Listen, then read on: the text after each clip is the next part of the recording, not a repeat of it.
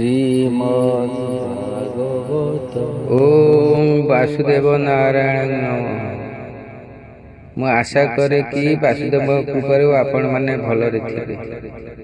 ଶ୍ରୀମଦ୍ ଭାଗବତ ମହାପୁରାଣ ପାଠ Shri Achyuta YouTube channel upload କରୁଅଛି। ଆପଣମାନଙ୍କୁ କେମିତି ଲାଗୁଛି କମେଣ୍ଟ କରନ୍ତୁ। ଯଦି ବା କିଛି ଭୁଲ ଥାଏ କ୍ଷମା କରିବେ। ଲାଇକ୍ କରନ୍ତୁ, ସବସ୍କ୍ରାଇବ୍ କରନ୍ତୁ, ସେୟାର କରନ୍ତୁ। ଆସନ୍ତୁ ଶୁଣିବା ଶ୍ରୀମଦ୍ ଭାଗବତ ମହାପୁରାଣ ପ୍ରଥମ ସ୍କନ୍ଦ 16 ଅଧ୍ୟାୟ। ଜୟ ଜଗନ୍ନାଥ। ଓମ୍ ନମୋ ଭଗବତେ ବାସୁଦେବାୟ। ପ୍ରଥମ ସ୍କନ୍ଦ 16 ଅଧ୍ୟାୟ। କଳିରେ କ୍ଷୀଣ ଧରା ଧର୍ମ, ଗୋବେଶେ କଥୋପକଥନ, କରନ୍ତେ ତହିଁ ପରୀକ୍ଷିତ, ଆଗମ 16 ବୃତ୍ତାନ୍ତ।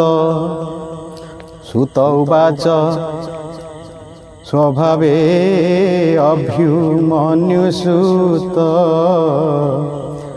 ଅତି ବିକ୍ରମୀ ପରୀକ୍ଷିତ, ବ୍ରାହ୍ମଣ ବାକ୍যେ ଜନ୍ମ କାଳେ, ସମ୍ଭବୀ ହସ୍ତିନାମଣ୍ଡଳେ, ରାଜ ଆବୋରି ମହାତେ ଯେ, ବିପ୍ରବଚନ ଗୁଣ ଭଜେ। ବିରାଟ ସୁତ ସୁତା ଥିଲା, ସ୍ନେହେ ସେ ପରୀକ୍ଷିତେ ଦେଲା।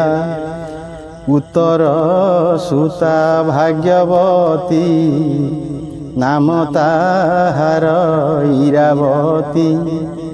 ତାହାର ଗର୍ଭେ 4 ସୁତ, ଧର୍ମେ ସମ୍ପାଦି ପରୀକ୍ଷିତ। କୁମାର ଜନ୍ମେ ଜୟ ଆଦି, ସକଳ ଗୁଣେ ସେ ପ୍ରସିଦ୍ଧି। ଆନନ୍ଦେ ରାଜା ପରୀକ୍ଷିତ, ଯଜ୍ଞେ ବରିଲା ପୁରୋହିତ। ଗଙ୍ଗାର ତୀରେ ବେଦ ସିଦ୍ଧ, ସାଧିଲା 3 ଅଶ୍ୱମେଧ। ଦକ୍ଷିଣା ଦେଲା ମନ ଭରି, ଦିଗ ବିଜୟେ ବିଜେ କରି।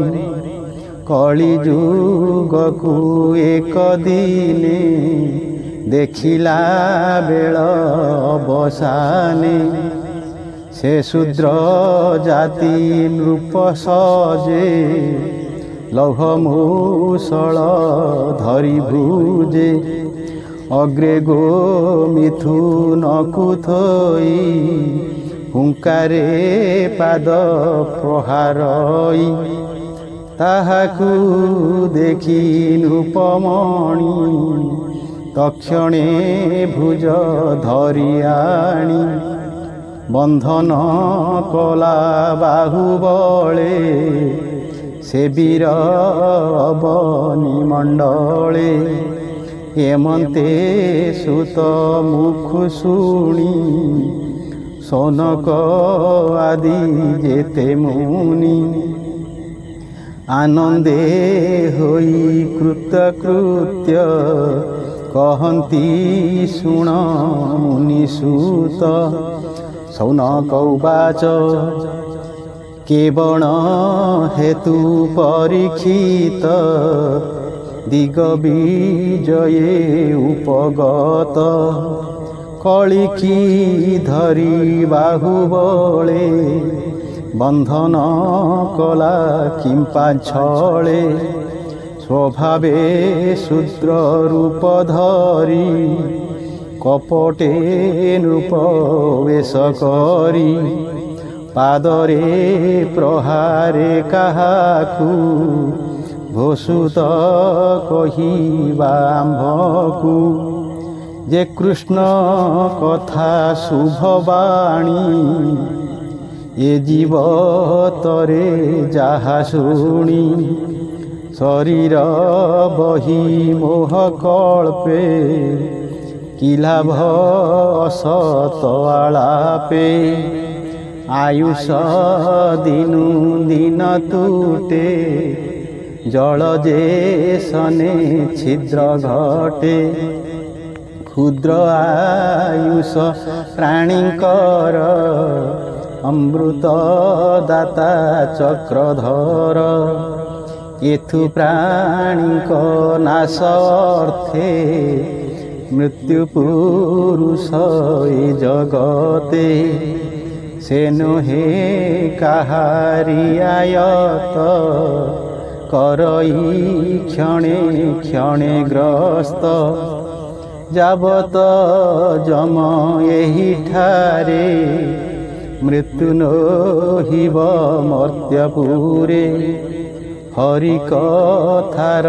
কাଳ ଏହି মুনি কহতু দয়া বহি সে মৃত্যু মুখু নিস্তারণ কেবল শ্রীকৃষ্ণ শরণ হরিচরিত সুধা পানে অমৃত পিহিত বচনে দিন হরন্তি দুঃখ সুখে তাহাଙ୍କୁ নারায়ণ রখে স্বভাবে মন্দ বুদ্ধি প্রাণী নিজ আয়ুষ ন প্রমাণী নিরতে মন্দ কর্ম করে তার আয়ুষ এ সংসারে রাত্রিরে নিদ্রা অর্ধহরে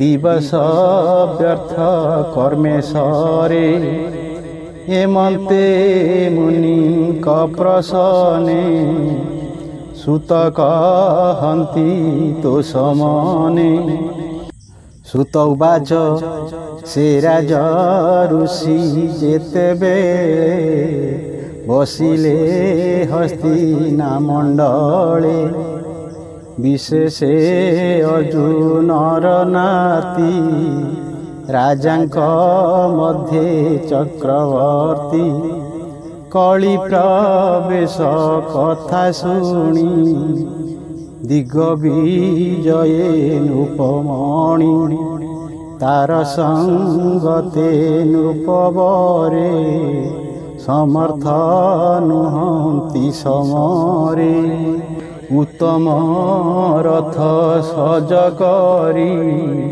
ରଥେ ଯୋଚିଲା ଅଶ୍ୱଚାରୀ ଶ୍ୟାମ ତୁରଙ୍ଗ ମନୋଜବ କେ କହୁ ଅଶ୍ୱଙ୍କ ପ୍ରଭାବ ଅଶ୍ୱଭୂଷିତ ଅଳଙ୍କାର ଯେହ୍ନେ ଉଦିତ ଦିବାକର ରଥ ଉପରେ ସିଂହଧ୍ୱଜ ପୁରୁବାହାର ମହାରାଜ ଆବୃତ ଚତୁରଙ୍ଗ ବଳେ କେତାକୁ ସମମୋହିତଳେ ଦିଗବିଜୟେ ବିଜେ କଲା ଚଳନ୍ତେ ଅବନି କମ୍ପିଲା ମିଳେ ଉତ୍ତରୁ କୁରୁ ଦେଶେ ସର୍ବନୃପତି ତାର ବସେ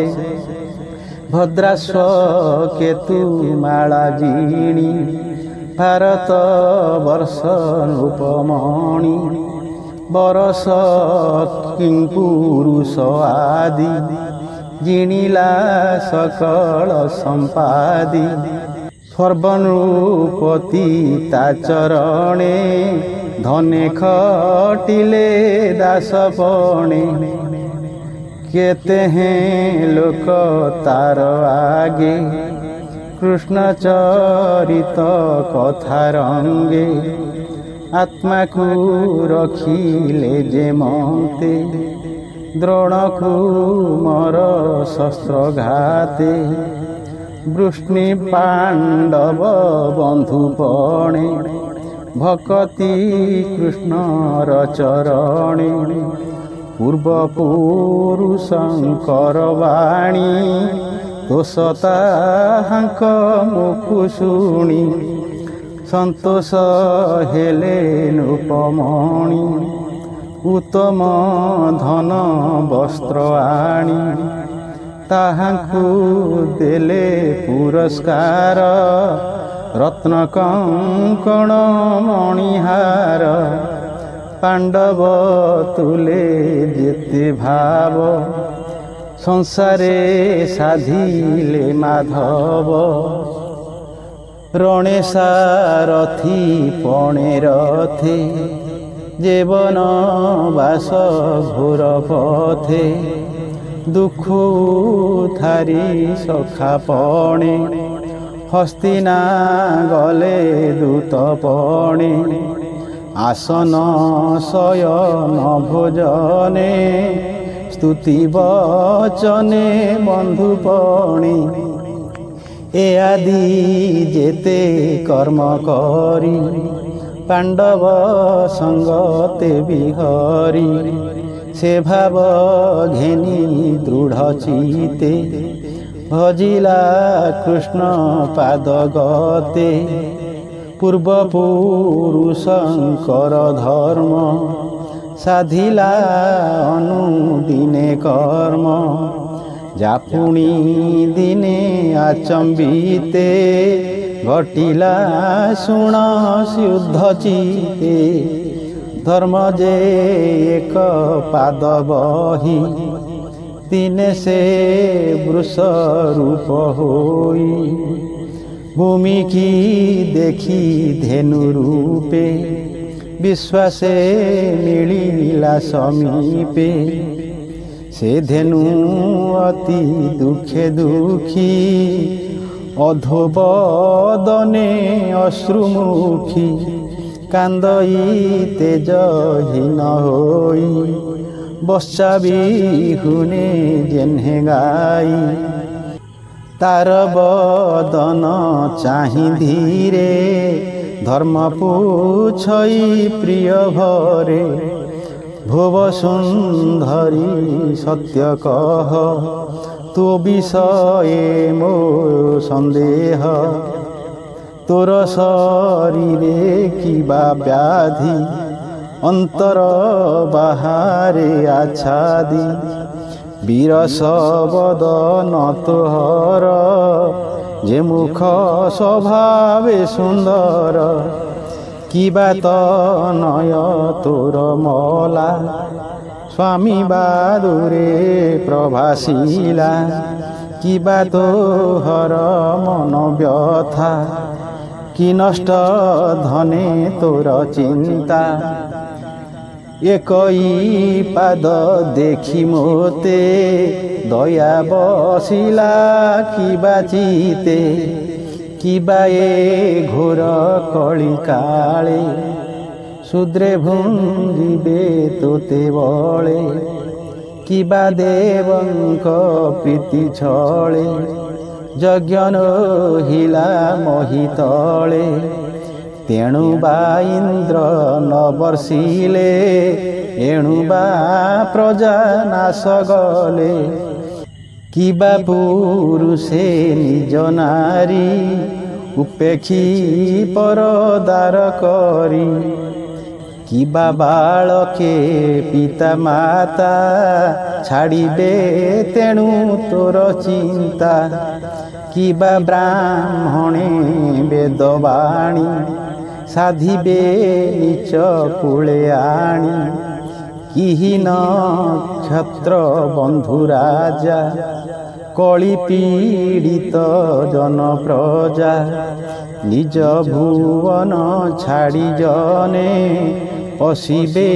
দুর্গম বিপিনে প্রাণী ন মণি স্থান স্থান আসন শয়ন ভোজন করিবে পর পাকে মতি পর যুবতী সঙ্গে রতি কিবা তোহর গুরু ভার খণ্ডিলা কৃষ্ণ অবতার ତାର ଚରଣ ତୋ ଉପର ଯେହ୍ନେ ଭୂଷିତ ଅଳଙ୍କାର ତାର ଚରିତ ଗୁଣ ଲୀଳା କିବା ତୋ ମନ ସୁମରିଲା ତାର ବିଯୋଗେ ତୋର ଚିତ ଚିନ୍ତା ସାଗରେ ମୋହଗତ ଏ ଆଦି ଯେତେ ଚିନ୍ତା ଭାର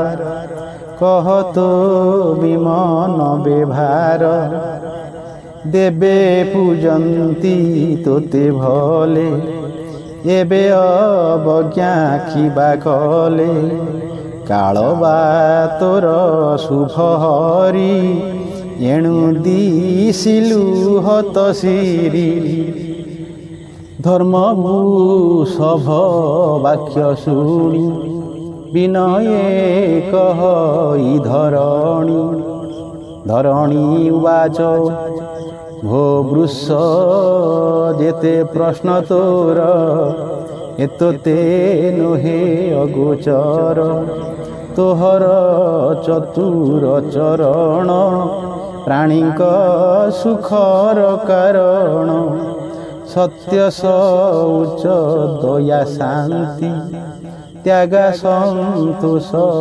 ରୁଜୁବୃତ୍ତି ତପସମତା ସମଦମ ତିତିକ୍ଷା ଲାଭେ ଉଦାସୀନ ଜ୍ଞାନ ବୈରାଗ୍ୟ ଐଶ୍ୱର୍ଯ୍ୟ ସ୍ୱାତନ୍ତ୍ର ତେଜ ଶ୍ରୁତି ଶୌର୍ଯ୍ୟ ଧୈର୍ଯ୍ୟ କୌଶଳ ମୃଦୁ ଭାବ କାନ୍ତି ବାଗ୍ନିତା ସୁସ୍ୱଭାବ ବିନୟ ସହ ଓଜ ବଳ ଶୌର୍ଯ୍ୟ ଗମ୍ଭୀର୍ଯ୍ୟ ଏ ସକଳ କୀର୍ତ୍ତିମାନ ଅନହଙ୍କାର ଏ ସର୍ବ ଯାହାର ଶରୀର ଏ ଆଦି ଅନ୍ୟ ଧର୍ମ ଯେତେ କର୍ମ ସାଧନ ଏ ଜଗତେ ମହତ ଜନ ଆଚରଣ